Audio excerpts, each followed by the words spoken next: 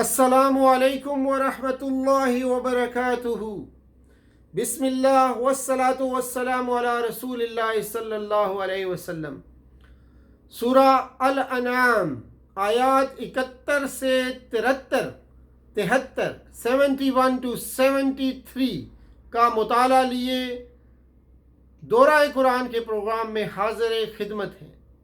ارشاد باری تعالیٰ ہے، اعوذ باللہ من الشیطان الرجیم، بسم اللہ الرحمن الرحیم، قل اندعو من دون اللہ ما لا ينفعنا ولا يضرنا ونرد على آكابنا بعد إذ هدانا الله كالذي استهوته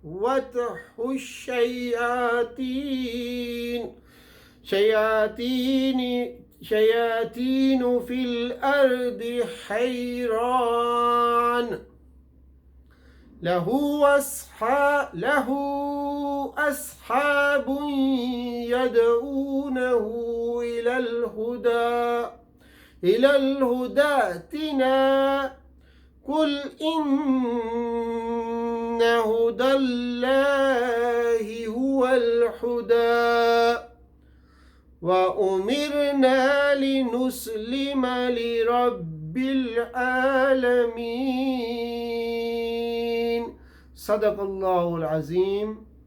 رب اشرح لی صدری ویسر لی امری واحلل عقدۃ من لسانی یفقہوا قولی۔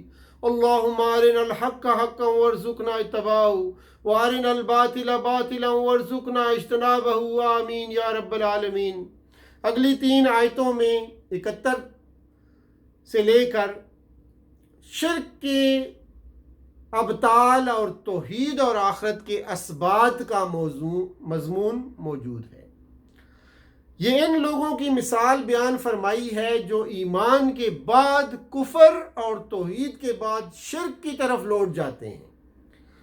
ان کی مثال ایسے ہی ہے کہ ایک شخص نے ان ساتھیوں سے بچھڑ جائے، ایک شخص اپنے ان ساتھیوں سے بچھڑ جائے جو سیدھے راستے پر جا رہے ہوں، اور بچھڑ جانے والا جنگلوں میں حیران و پریشان بھٹکتا پھر رہا ہو، ساتھی اسے بلا رہے ہوں لیکن حیرانی میں اسے کچھ سجائی نہ دے رہا ہو، یا جنات کے نرغے میں پھنس جانے کے باعث صحیح راستے کی طرف واپسی اس کے لیے ممکن نہ ہو رہی ہو۔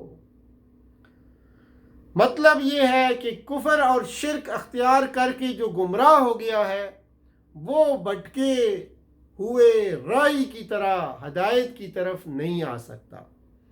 اللہ تعالیٰ نے اس کے لیے ہدایت مقدر کر دی ہے جو یقیناً اللہ کی توفیق سے وہ راہ یاب ہو جائے گا، کیونکہ ہدایت پر چلا دینا اسی کا کام ہے۔ جیسے سورہ نحل کی آیت نمبر 37 میں فرماتے ہیں، ان تحرصوا على هداهم فإن الله لا يهدي من يضل وما لهم من ناصرين۔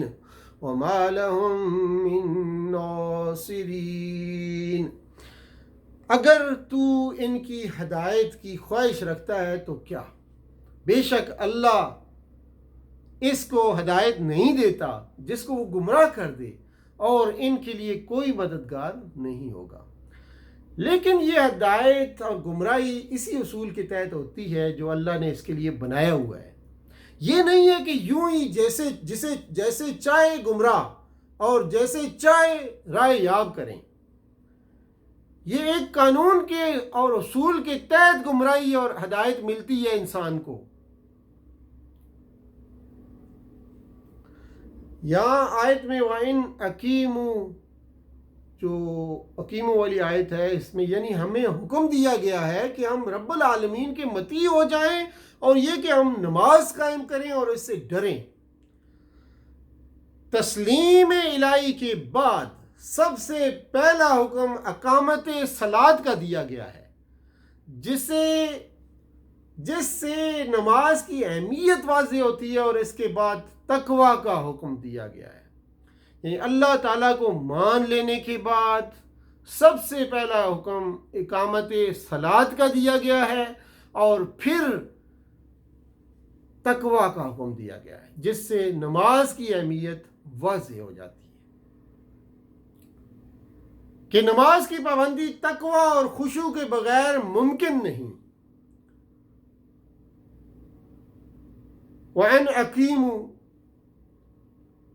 کے تحت اور اسی کی عملی تصویر سے، لیکن اسلوب غائب سے بدل کر حاضر کر دیا گیا ہے، جس سے اس کے اندر براہ راست خطاب کا زور پیدا ہو گیا ہے۔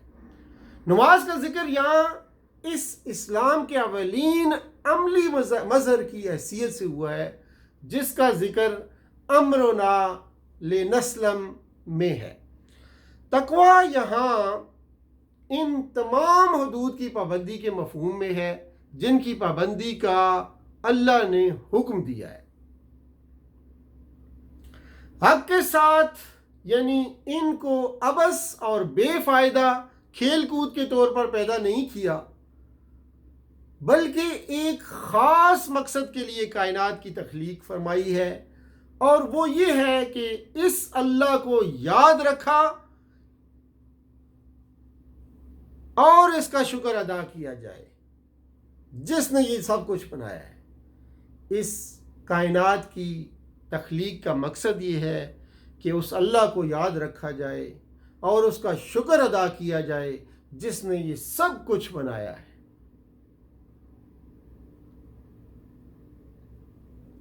ایمانداروں کے لیے دوسروں کو تو یہ دن 1000 سال یا 50,000 سال کی باری لگے گا، لیکن ایمانداروں کے لیے یہ اشارہ ہے اس بات کی طرف کہ حساب کتاب کے کٹھن مراحل بھی بڑی سرعت کے ساتھ، بڑی تیزی کے ساتھ طے ہو جائیں گے ایمانداروں کے لیے، لیکن دوسروں کو یہ دن 1000 50,000 سال کی طرح بھاری لگے گا۔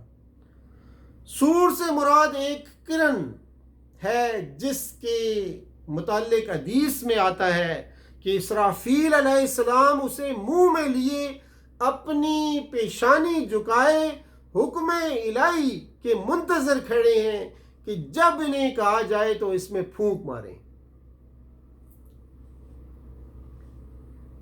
بعض علماء کے نزدیک 3 سور پھونکے جائیں گے: نفقۃ الصاعق، نفقۃ الفنا اور نفقۃ الانشاء۔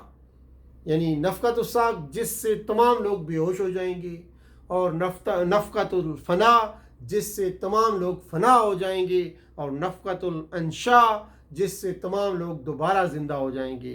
بعض علماء آخری 2 نفقوں ہی پر قائل ہیں۔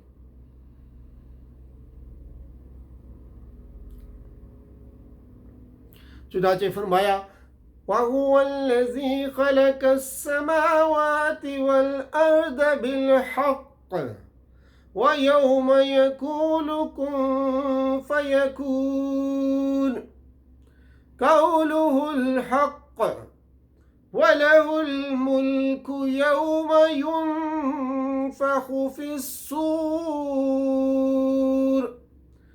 عالم الغیب والشہادہ وہو الحکیم الخبیر۔